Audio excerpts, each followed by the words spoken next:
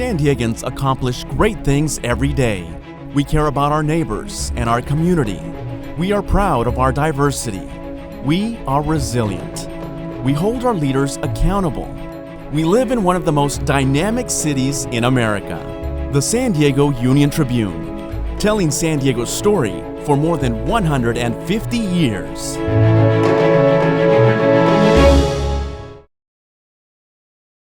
Hello, I'm Dr. Gail F. Baker, Vice President and Provost at the University of San Diego.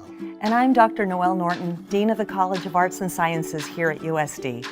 For the second year in a row, USD, along with its College of Arts and Sciences and Humanities Center, is proud to return as the presenting sponsor for the 2021 San Diego Union-Tribune Festival of Books. As a university deeply committed to the liberal arts, USD promotes a form of lifelong learning that ignites curiosity, builds critical connections across different ideas and topics by seeing them from unique perspectives. Our partnership with the Festival of Books enables all of us avid readers to come together as a community alongside renowned authors from all over the world and to dive deeply into imaginative stories and important themes. Yes, books do have the ability to open minds and hearts. On behalf of the University of San Diego, we thank you for joining us for today's program to explore the world of books with us. Enjoy the presentation.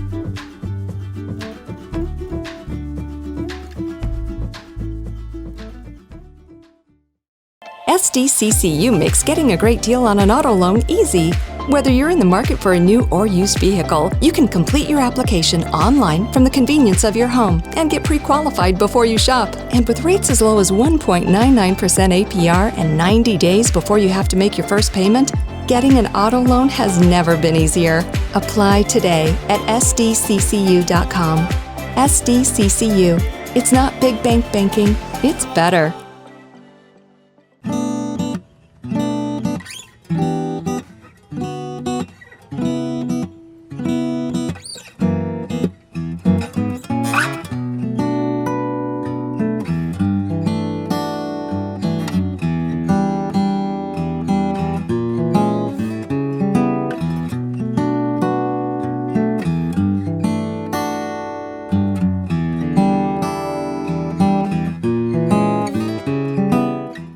Welcome to the 5th Annual San Diego Union-Tribune Festival of Books presented by the University of San Diego. My name is Frank Wofford. I'm the research manager here at the San Diego Union-Tribune. Joining me today are two distinguished authors and journalists whose books examine the intersection of community and work in today's economy. Jessica Bruder is a journalist and New American Fellow who writes about subcultures and social issues. Her book, Nomadland, Surviving America in the 21st Century, documents Americans who gave up traditional housing and hit the road full-time, enabling them to travel from job to job and carve out a place for themselves in a precarious economy. It was named a New York Times notable book and editor's choice in 2017 and adapted into an Academy Award-winning film released in 2020. Alec MacGillis is a senior reporter for ProPublica and a recipient of the George Polk Award, the Robin Toner Prize, and other honors. His book, Fulfillment, Winning and Losing in One-Click America, investigates Amazon's impact on the wealth and poverty of towns and cities across the United States. And both books are right there. Jessica, Alec, welcome to the Festival of Books. Thank you so much for joining us today. Thanks for having me. Yeah. I want to say at the outset that for those of you in the audience that haven't had a chance to read both books, please go out and get them immediately and add them to your list right away. They are really, I think, illuminating text in terms of as we're trying to navigate what is the nature of today's economy, how people are working in it, and on top of it and on bottom of it. Just really excellent work to you both. I wanted to just kind of start with the beginning here. When you think about how you got started about writing these books and laying this out, what was that initial spark that said, I have to write this book and I have to do it right now? And Jessica, we'll start with you. It's a slightly mundane story, but for me, the initial spark came out of reading an incredible cover story by Gabe McClelland at Mother Jones. Gabe had gone undercover in an Amazon warehouse, and while reading that story, there were maybe two lines that jumped out at me. There was someone who told Gabe, I live in an RV full time, and I work here because I can't afford to retire, and there's a whole program for people like us. And the moment I heard those words, my eyebrows knitted together, and I was thinking, wait, there's a whole program? Amazon is a whole program for people like you? It turned out not only did Amazon have a program for what they called camper force, which was essentially geriatric migrant labor, there were many industries that were tapping into this deracinated workforce of older people who had been many times pushed out of traditional housing. So for me, it really started with a question. Just who are these people? Why are they on the road? And what can we learn from them? Yeah. Amazing. So in my case, and I'll just say quickly to add to Jess's point about that great McClellan piece, it's such a great reminder of how important it is for writers to read.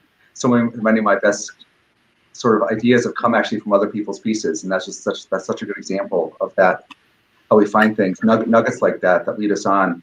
In my case, my book actually started not with Amazon at all, but for years now, I had been wanting to write a book about the growing disparities in America, growing regional inequality between sort of winner-take-all cities and a much larger group of kind of left-behind cities and towns. As a national reporter, I would travel around the country, starting back in 2008, the Obama years, the early recession, the Great Recession years, and just was struck by just how much cities and towns were struggling out around the country. And I'd come back to Washington, D.C., where I was based as a reporter for the Washington Post, and just be stunned by the complacency and prosperity and disconnect with what was going on around the country. It really bothered me.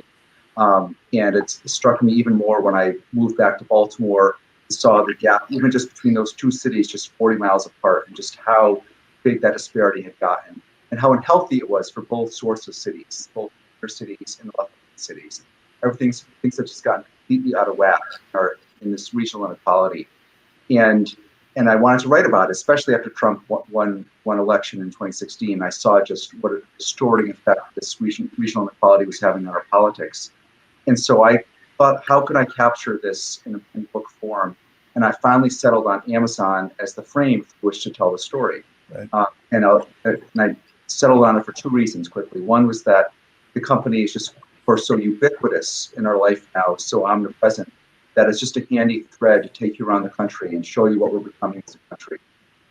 Second, this is in a sort of metaphorical sense to show you what we're becoming. But secondly, it's a good thread, a good frame to tell the story of regional inequality, because the company is itself contributing to this concentration of wealth in certain places in our country. Regional inequality, concentration of wealth in certain places is connected to the concentration of our economy in certain companies. Essentially, Amazon is sucking all this commerce and wealth and business activity used to be spread all around the country into certain companies, like certain cities like Seattle. So that's how I came to Amazon as the lens to tell the story of these terrible disparities. It leads me to this idea that work today is not, for many people, a happy or a relatively stable activity. It is pretty perilous. It is pretty fraught. Do either of you see this as we're in some kind of tipping point at this point, that the nature of work and community moving forward for the individual could change, could improve, become more stable? Or has that die been cast and we're just sort of playing out the last notes? Well, I'm a lousy futurist, but I can tell you what I observed working on Nomadland was, all of us know that so much of the workforce has basically been reclassified as independent contractors, which really absolves their companies from watching out for them in a lot of ways that traditionally employers had to do. When I was out on the road, seeing people who were in these at-will jobs who could be fired without cause or notice at any time, often after they'd driven all the way across the country and many times weren't being paid full hours in jobs like camp composting. It was incredibly rough. It was one of the most precarious sorts of labor I've seen.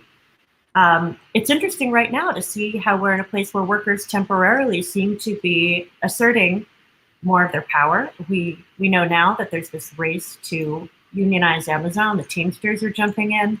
I wish I could tell you what was going to happen. I like to hope that we're not in this stale place where work is precarious. Federal minimum wage is stuck at $7.25 an hour. We've got CEOs making 320 times what workers make, when back in 1965 it was closer to 20 to 1. I mean, something has to give. I wish I could tell you when and how. Yeah. Yeah, in fulfillment, the way I try to get at this bigger question of what's happened to the workforce is through the story of this one particular place called Sparrows Point, which is a peninsula outside Baltimore, just southeast of the city, down on the water. That is an incredible place because of the transformation it's gone through. It had in one time the largest steel mill in the entire world, about 30,000 people working at the Bethlehem Steelworks there in the late 50s. And by the first decade of the century, it went bankrupt, gradually went bankrupt, and has now this entire steel mill, this massive industrial works with an entire company town attached to it. Just a whole world into itself has been wiped off the face of the earth, and it's been replaced by a logistics business park. There are now all these warehouses there, including 3 Amazon warehouses. I can't even keep up. In my book, I described there being one with a second one coming. And now just a few months later, there's a third one in the works. And I found a gentleman who spent 30 years working at the steel mill, who then, after the mill went bankrupt, ended up going to Amazon, an exact same piece of land, driving a forklift, making less than a third as much money as he had before. Not only that, feeling much less camaraderie on the job. Instead of making steel that was going into bridges and buildings, he was just moving this a lot of it just crap that had been made halfway around the world on his forklift, and then under incredible pressure, under just incredible rate pressure from his supervisors. No time to go to the bathroom. Often had to go to the bathroom in the corner behind his forklift, just completely degraded. And he lasted only 2 or 3 years there. The work at the steel mill was way more dangerous, of course. He had several injuries. You can't glorify it, but he felt so much more purpose and meaning at that kind of job, and he lasted 3 decades at it. Whereas at Amazon, he lasted just a few years. And that is, of course, the reality.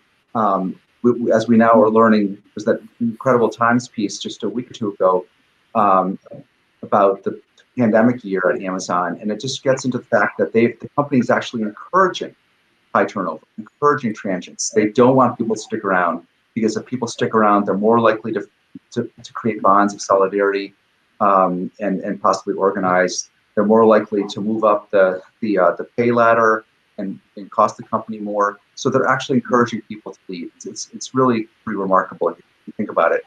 And so the way through all this, yes, it is the organizing, and the defeat in Bessemer was certainly a setback, but it's not the end of the fight. The fight, if anything, the fight I think may have been further provoked. There's more ferment coming out of the Alabama battle, and we have to keep in mind that at that steel mill, going back to that steel mill, it took decades to organize industries like steel. Really, not until World War II did Bethlehem Steel get a union, and so there is an arc to all this, and it's and one just has to, if you are involved in this fight, you have to keep that in mind and just realize that we're kind of just at the start of this. But the warehouse, this is the key thing. The warehouse has now become the main venue for this fight. Like the warehouse, these warehouses are now the mass employment option in a way that the factories and the mills and the shopping malls used to be. Now, this is where it's at. If you just need a job, you don't have a college degree, you need a job for the time being, you're going to the warehouse. And if we want to lift up working class existence in this country, make it more stable, more middle class, family supporting, the warehouses are where it's at. Alec, you brought up that very interesting dichotomy between the community sense of working at the steel mill and the lack of that community working at the Amazon Fulfillment Center. I think both of your books have that sense of community kind of woven through it. It's pretty clear. And, Alec, I think in your piece, it's not a happy community. And Jessica, I would say, if it's fair, there were people who were sort of replacing community and coming together, and speak a little bit about why those narratives of community and social bonds were so interesting to you both. I think a lot of times when people look at issues of inequality and precarious labor, characters, and I'm thrilled that Alec doesn't do this, and I tried not to do it either, characters can get flattened to this monotone where people expect them to be wearing burlap shirts and ashes and just bemoaning their lot every day, but everybody has to get out of bed in the morning. And seeing how people made the most of that, often against incredible odds, was something that I found incredibly moving. And it didn't mean there wasn't hardship, and sometimes I think it was actually inspired by hardship. I'm a big fan of Rebecca Solnit's book, A Paradise Built in Hell, which talks about the little micro-utopias we have in the wake of disasters. And it was George Orwell who told us that often it's great adversity that brings out things we like about the human character, unfortunately, from courage, creativity, loyalty, care, all sorts of things. So when I met people who were on the road and were forming essentially mutual aid networks, it was, it was a little glimmer in a pretty dark sky to watch, just seeing people recommend to each other, where do you go to get cheap dental care? Well, the answer is Los Algodones, Mexico, known as Tooth Town or the Molar City, because there are maybe 400 dentists in one square block and cheap pharmaceuticals.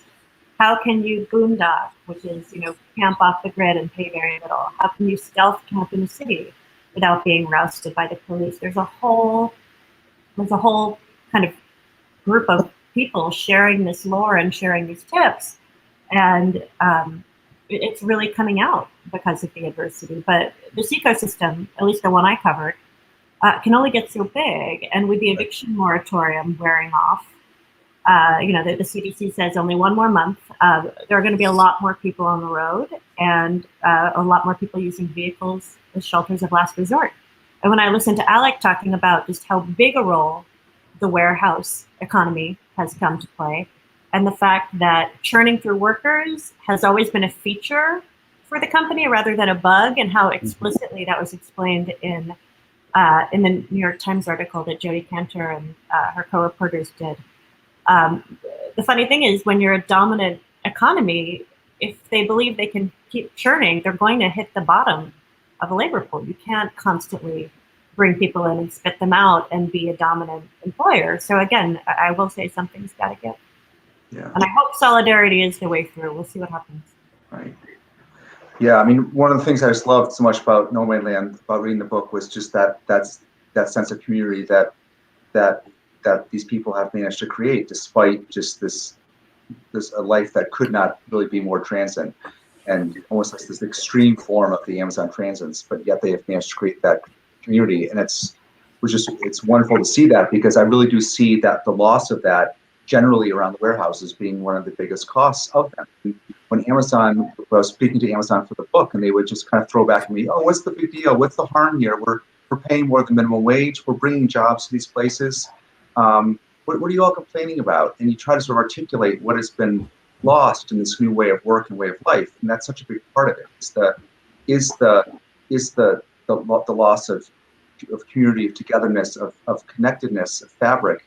The detail that I just came across recently when I brought a copy of the book to another former steelworker who's in the book, and who still lives right near the warehouse business park. And he said that at the end of the day, it's so striking. You see everyone, the workers, fly out of the warehouses in their cars, just screaming, driving so fast to get the hell out of there, get home as fast as they can. And they're driving so fast, they've had to put these huge speed bumps into the business park there.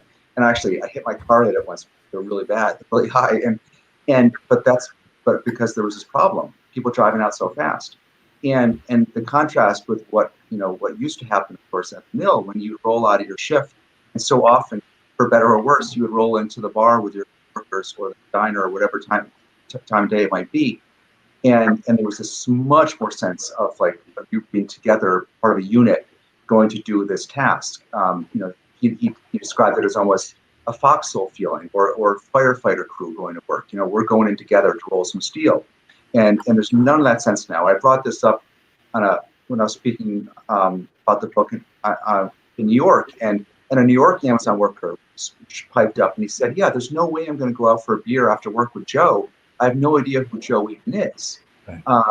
It's so much more atomized, and I was speaking with a union, with an organizer, someone who works at Amazon, sort of trying to build togetherness and solidarity at the warehouses. And he said that the turnover and the atomization is such a huge problem, that the first step to organizing the warehouses is simply getting people to stay there longer. Like, that's your number one goal.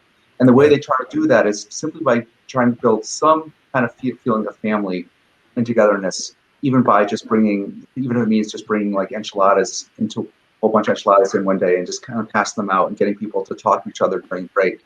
Anything just to get people to stay like 6 months or a year longer, because that is such a big part of what's been lost. And even just within the city, think about it, like the way that they sit on the edge of town, the warehouses, it's these windowless masses on the edge of town. People go in, they come out. There's no connection. There's no, even the department stores, people used to place ads in the local paper, or there was something that was happening, some kind of commerce, that kind of traffic and connection that came out of that form of retail. And of course, even just the fact that we used to talk to the people we were buying our stuff at the store, even though it was just a passing moment with someone at the register or stocking shelves.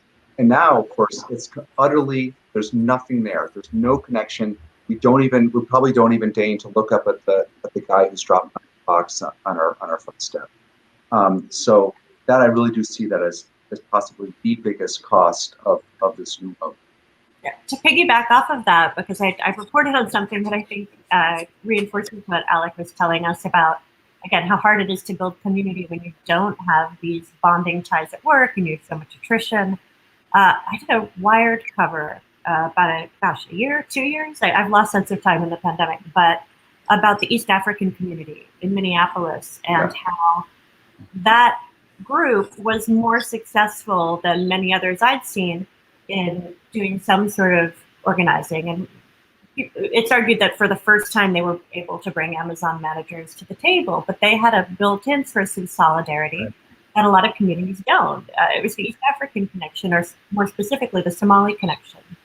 And I met so many people who'd been through, again, so much adversity. I used to picture people wearing T-shirts that said, "I survived Mogadishu and all I got was this crappy warehouse job." Of course, those shirts didn't exist.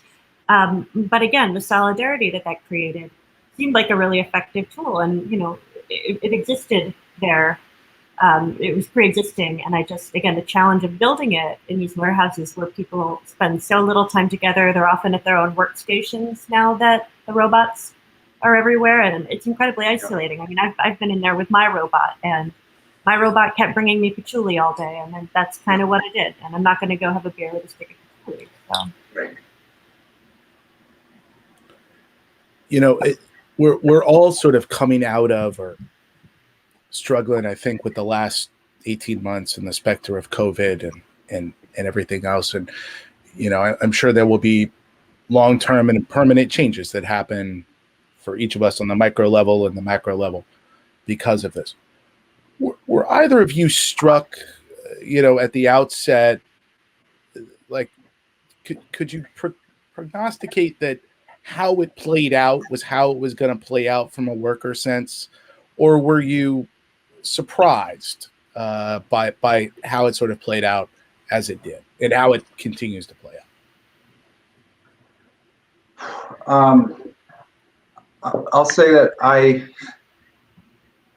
you know, I didn't realize just how much vastly more powerful and dominant and large Amazon at the outset, how much Amazon would get as a result of the pandemic. I initially, actually, as an author who had just finished a book about the sort of national condition and was nearing the end of a draft, essentially, when the pandemic started in last spring, I felt this initial, kind of self-centered alarm where it's like, oh my gosh, you're writing a whole book about the national condition, and the national condition experiences an extreme sudden change and break. That's kind of alarming as a writer.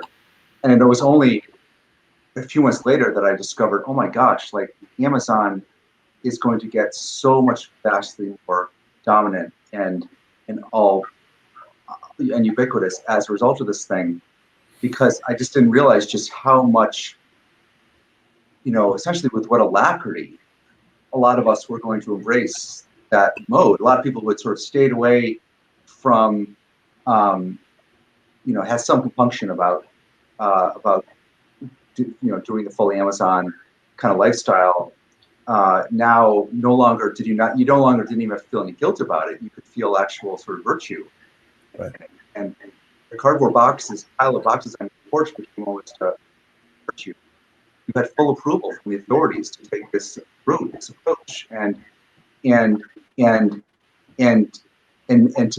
not have to worry so much about workers. Not, you knew abstractly that there were workers who were now facing even greater pressures to make freight, even greater pressures because of this enormous surge in orders, coupled now with fears of catching COVID in the warehouse, and the fear of COVID actually making the work even harder in the warehouses, because some of the things they did to try to space workers out made the work even tougher.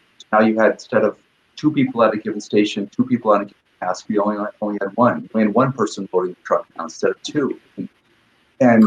But the consumer was essentially allowed to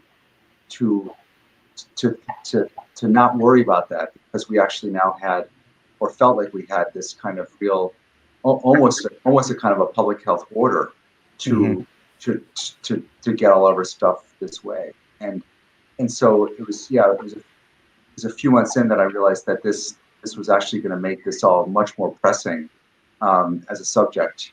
To an extent that I think we really have still not really grappling, like just how much we went all in on this past year. I mean, the numbers are just incredible. Sales up more than 40% over an already huge base, right? Having to hire more than 400,000 more workers, 50% more warehouse space. Stock almost doubles. Bezos' wealth goes up 58 billion in 1 year. I mean, these are just insane numbers. And it, that was all of us. And the choices we made. And it'll be very interesting to see going forward now if we moderate that and kind of move out of that and to some extent kind of return to a more sort of physical, less hunkered down, less kind of digital mode to life. I hope so. I wish we were meeting in person, as I read your email. And again, Camper Force, again, the labor program I wrote about in Nomadland is a very small subset of Amazon, and picking and packing and doing all that. And I thought that they were an interesting sample to look at, but it's not a group that I necessarily expected to grow. It seemed like this interesting kind of eddy in the Amazon River, and instead it's grown massively. I believe there couldn't have been more than 5 Camper Force warehouses when I was undercover at the program, maybe even less. And I just looked at where they're hiring this year. They've got 24 warehouses working with the program. And from what I can tell, it looks like they're doing less for the workers. They used to contract directly with RV parks, and now I think they're giving people a stipend. And if you're a single individual in a vehicle, there's no way to afford a campground site based on what they're giving you. So even in this really small indicator area, things have exploded, and that was something I definitely didn't anticipate. as we wind down here, and I'm saddened that we've hit our 30-minute, or pretty close to our 30-minute mark, because I think all of us could just listen to you all day. It's fair to say that FOB attendees, big readers, big lover of books and understanding the world around them, once they get through both of your books, which I suspect they will do shortly, recommendations for another couple of titles that you think could help unpack what we've talked about today? One that I would mention, which came out just shortly before Fulfillment, is a book that kind of takes the supply chain even further back to the point of production, which is a book called Made in China. Amelia Peng wrote it, and I've had a couple book discussions with her, and it basically is an investigative work looking at the role of forced labor in the production of so much of this stuff. A lot of it, crap, and it's a harrowing book that just shows where a lot of these things are coming from. So that's, and it really kind of, as a compliment, it really kind of, to the extent that our books are at the kind of distribution end of things, this is at the production, and so you get the whole line there. So that's one that I would definitely mention.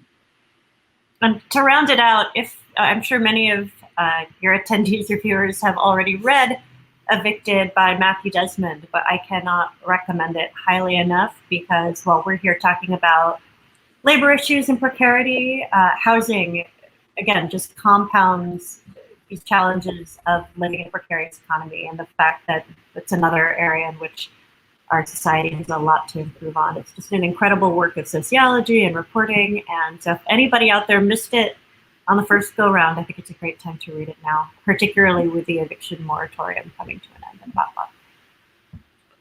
Well, thank you both for that. And thank you for this, I think, illuminating and insightful conversation. I want to be the first to invite you both back formally when we can gather together at next year's Festival of Books. These are certainly threads that I think we need to keep talking about. And so thank you both for your books and for your time today. I really hope that the audience has gotten as much out of this as certainly I have this morning. So a couple of bits of housekeeping. So both Nomadland and Fulfillment are available through our independent bookseller partners. The link to that URL where you can purchase both of these books, as well as any other books, is there on the screen now. There we go. Another plug for Fulfillment. Thank you. And would also say that the San Diego Council on Literacy is the official nonprofit partner of the Festival of Books. And for 35 years, the SDCOL has been an advocate for literacy throughout San Diego, raising awareness, funds, and working with affiliated programs to bring the joy of reading to all. And you can support the council's work there at their website, and I would encourage you to donate as you can. I really hope personally, and I think we collectively hope that you have enjoyed our program today, and I invite you to join us for the rest of today's programming. We're featuring some exciting demonstrations, some live events, as well as, of course, more author interviews, all of which is available at sdfestivalofbooks.com. My thanks again to our wonderful authors, Alex and Jessica, as well as you at home that have tuned in. You really are what makes the Union-Tribune's Festival of Books so powerful and so wonderful. So thank you for your time this morning. My name is Frank Wofford, and I hope everyone has just a wonderful day.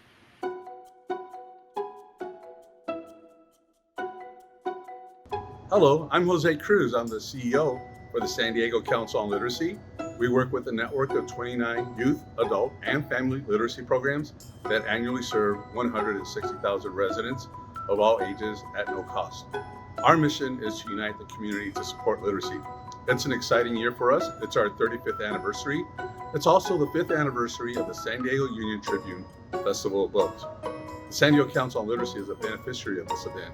So when you participate, you support literacy, especially through the author panels and just in general. So When you participate in this event, you also make it possible for another person, a child or an adult, to improve their reading and writing skills so they can read the books that you read. We have our favorite event activities. We like the Storytime Hour, and you probably have your favorites too. So we hope that you'll join us at the San Diego Union-Tribune Festival of Books and learn more too about the work of the San Diego Council on Literacy by going to literacysandiego.org. Thank you.